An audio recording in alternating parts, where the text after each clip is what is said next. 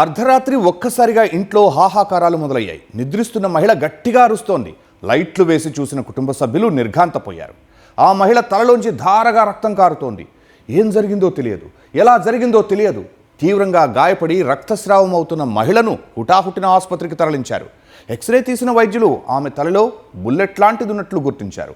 శస్త్రచికిత్స చేసిన వైద్యులు నిజంగానే బుల్లెట్ను బయటకు తీశారు. వరండాలో నిద్రిస్తున్న మహిళను చంపాల్సిన కక్ష ఎవరికి ఉంది? అందుకోసం ఏకంగా తుపాకీని ఎవరు ఉపయోగించారు?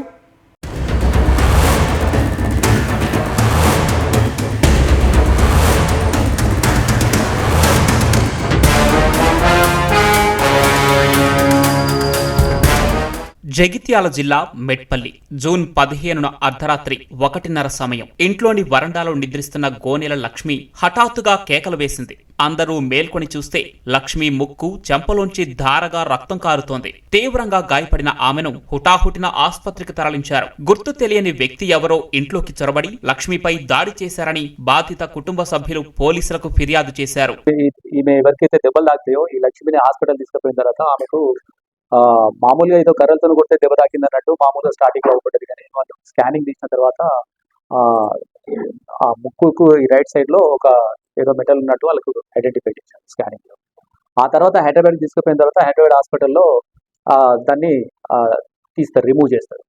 రిమూవ్ చేసిన తర్వాత అది ఆకారం చూసినప్పుడు అది కొద్దిగా బుల్లెట్ రౌండ్ టైప్ లో ఉన్నదని ఎప్పుడైతే కన్ఫామ్ అయిందో దానికి సంబంధించింది అప్పుడు వాళ్ళు అక్కడ మనకు ఇన్ఫర్మేషన్ ఇస్తే వెంటనే ఎస్ఐ గారు అక్కడికి పోయి అది స్వాధీనపరచుకొని దాన్ని ఎఫ్ఎస్ఎల్ పంపించడం జరుగుతుంది. అదేవిధంగా ఆ యాంగిల్లో మేము స్టార్ట్ చేసినాము మన ఇన్వెస్టిగేషన్ ఇట్లా. లక్ష్మిపై తుపాకీతో కాల్పులు జరిపారని తెలుసుకున్న పోలీసులు ఆ దిశగా దర్యాప్తు వేగవంతం చేశారు. లక్ష్మిని ఆమె మరిదే కాల్చి చంపేందుకు కుట్ర పన్నాడని, ఆస్తి వివాదాలే అందుకు కారణమని తేలింది. పక్కా ప్రణాళిక ప్రకారమే ఆమెపై దాడి చేసినట్లు రుజువైంది. మెట్పల్లి పట్టణం పోచమ్మవాడకు చెందిన గోనెల రాజం, గోనెల శంకర్ ఇద్దరు అన్నదమ్ములు. వీరికి వ్యవసాయ భూమి, నివాస గృహం విషయంలో చాలా కాలంగా ఆస్తి వివాదాలు నడుస్తున్నాయి. ఈ క్రమంలోనే శంకర్ భార్య అనూష గోనెల రాజంకు తెలియకుండానే 58 గుంటల భూమి, నివాస గృహాన్ని అనూష పేరు మీద రిజిస్ట్రేషన్ చేయించారు. తమ వాటా సంగతేంటని రాజం, అతని భార్య లక్ష్మి ప్రశ్నించడంతో గొడవలు మొదలయ్యాయి. 2020లో 2023లో రాజం లక్ష్మిపై దాడులు జరపగా శంకర్పై కేసులు సైతం నమోదయ్యాయి. అయినా ఆస్తి తగాదాలు మాత్రం సమసిపోలేదు. ఇప్పుడు ఎవరైతే ఆ లక్ష్మి దెబ్బలు తాకినాయో ఆమె భర్త రాజమును, తర్వాత శంకర్ వాళ్ళ తమ్ముడు, వాళ్ళిద్దరి మధ్యన భూ వివాదంలో వాళ్ళకు ప్రాపర్టీ డిస్ప్యూట్స్ సంబంధించిన గొడవలు ఉన్నాయి. అంతకుముందు కూడా 2 సార్లు ఆ రకంగానే వాళ్ళని కొట్టడం జరిగింది. దానికి సంబంధించి కూడా 2 కేసులు కూడా రిజిస్టర్ అయ్యాయి ఎవరి మీద, శంకర్ మీద. సో అందులో భాగంగా మళ్ళీ వాళ్ళు వినట్లేదు. ఇప్పుడు ఈ లక్ష్మి అనట ఆమె ఆయనకు ఆ రాజంకు సెకండ్ వైఫ్ కనుక ఆమెనే అడ్డొస్తుంది అనే ఉద్దేశంతోనే ఆమెను హత్య చేస్తే వాళ్ళకు ఉన్న ల్యాండ్, అంతకుముందు కొంత ల్యాండ్ వీళ్ళు అమ్ముతారు. ఎట్లా బిల్ అనే దాంట్లో కూడా వాళ్ళు గొడవ పడుతున్నారు వాళ్ళ అన్న రాజమును, తర్వాత ఈ శంకర్. సో ఈ రకంగా జరిగే ఈ క్రమంలో ఆ కేసు రిజిస్టర్ అయింది. తర్వాత వాళ్ళకి సంబంధించిన వాళ్ళని కూడా మనం పిలిపించి ఎస్ఐ గారు వాళ్ళిద్దరిని కూడా అరెస్ట్ చేయడం జరిగింది. ఎవరు, శంకర్కి సంబంధించిన వాళ్ళ బంధువుడు ఆయన ముత్తయ్య, వాళ్ళిద్దరిని కూడా చేయడం జరిగింది. తర్వాత క్రమంలో మనకు తెలిసింది ఏంటంటే వాళ్ళ భార్య ఎవరైతే అనూష ఉన్నారో, శంకర్ వాళ్ళ భార్య, ఆమె కూడా దాంట్లో వాళ్ళ పాత్ర ఉన్నదని చెప్తే ఆ తర్వాత ఆమెను కూడా అరెస్ట్ చేయడం జరిగింది. ఆమె కన్ఫెషన్ లో కూడా మనకు కొన్ని విషయాలు తెలుసు.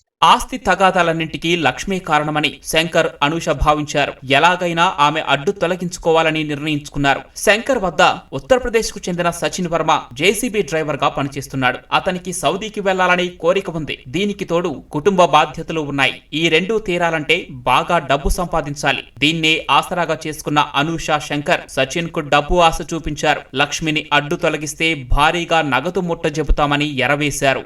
గత డిసెంబర్ నుంచి వీళ్ళు ఈ రకంగా ఆ లక్ష్మి అనే ఆమెను చంపాలనే ఉద్దేశంతో వాళ్ళు అప్పటి నుంచే ప్రయత్నం చేస్తున్నారు, వాళ్ళు కాన్స్పిరసీ చేస్తున్నారు అన్నట్టు మనకు తెలిసి దానికి సంబంధించి తన దగ్గర పనిచేస్తున్న ఎవరైతే శంకర్ దగ్గర జేసీపీ మీద పనిచేస్తున్న పేరు ఎవరైతే సచిన్ వర్మ, సచిన్ కుమార్ అంటారు, ఆయన ఉత్తరప్రదేశ్కి సంబంధించిన వ్యక్తి. అతను చాలా సంవత్సరాల నుంచి 2-3 ఇయర్స్ నుంచి ఇక్కడ పనిచేస్తున్నాడు. స్టార్టింగ్ లో హెల్పర్ గా పనిచేసాడు. ఆ తర్వాత ఇప్పుడు ఆయన ఇండిపెండెంట్ గానే డ్రైవర్ గా పనిచేస్తున్నాడు. ఆ పని చేస్తున్న అతనికి మీరు యూపీలో చాలా వెపన్స్ దొరుకుతాయి కదా, అక్కడ చాలా మంది ఉంటారు కదా, చాలా ఉంటాయి కదా అనే ఉద్దేశంతో వాళ్ళు అతనికి అడిగింది. ఈ గొడవలు జరుగుతున్నాయి కూడా అతనికి తెలుసు. సో ఈమెను మనం అడ్డొస్తుంది మా భూములకు సంబంధించిన విషయాలలో, ఈమెను లేపేయాలా, మీరు అక్కడ వెపన్స్ దొరుకుతాయి కదా తీసుకురమ్మని ఆయన ఫోర్స్ చేయడం, ఆయనకు చాలాసార్లు చెప్పడం జరిగింది. వీళ్ళందరూ కలుసుకొని కూడా ఒక దగ్గర మాట్లాడుకున్నారు. ఈ అనుష, తర్వాత ముత్తన్న, తర్వాత శంకరు, తర్వాత ఇతను ఎవరైతే ఈ సచిన్ ఉన్నాడో ఇతను.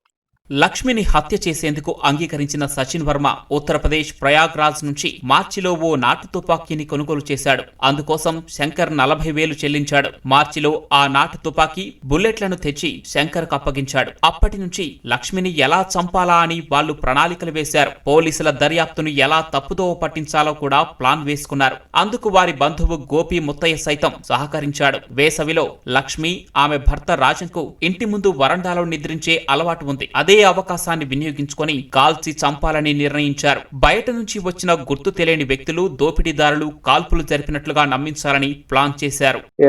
ఈమెను చంపడానికి అంతకు ముందు 13వ తారీఖు ప్రయత్నం చేస్తారు. కానీ ఆ రోజు వాళ్ళ అమ్మ, అంటే శంకర్ వాళ్ళ అమ్మ బయట పడుకుంటే తెలుస్తుంది అనే ఉద్దేశంతో ఆ రోజు వస్తాడు. ఆ రోజే చంపాలని చూస్తారు, కానీ ఆ రోజు జరగదు.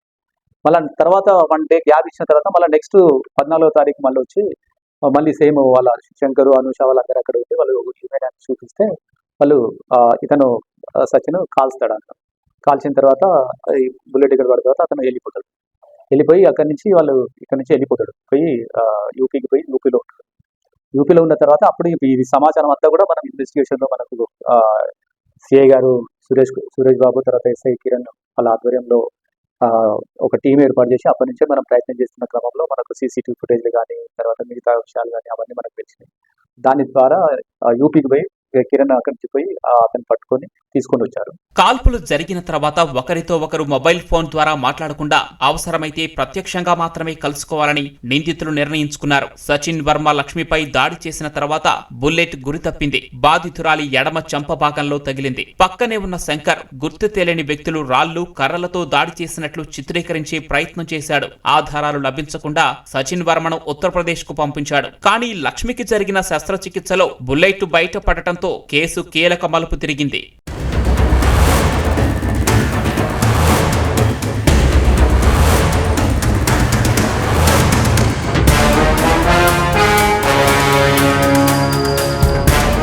సాంకేతిక ఆధారాలు, సీసీటీవీ ఫుటేజీలు, సాక్షుల వాంగ్మూలాలు, ఆర్థిక లావాదేవీలు, మొబైల్ విశ్లేషణ ద్వారా పోలీసులు శంకర్, అనూష కలిసి హత్యకు పన్నిన కుట్రను ఛేదించారు. 4 నిందితులను అరెస్టు చేసి హత్యాయత్నానికి ఉపయోగించిన నాటు పిస్టల్, 2 బుల్లెట్లు, బైక్, మొబైల్ ఫోన్ను పోలీసులు స్వాధీనం చేసుకున్నారు.